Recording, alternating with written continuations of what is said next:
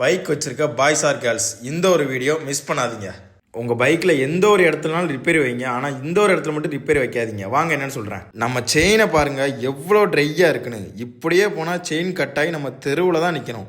நம்ம செயினை க்ளீன் பண்ண நமக்கு தேவையானது ரெண்டே திங்ஸ் தான். First one chain cleaner. அப்புறம் என்ன வேலையை ஆரம்பிக்க வேண்டியதுதான்.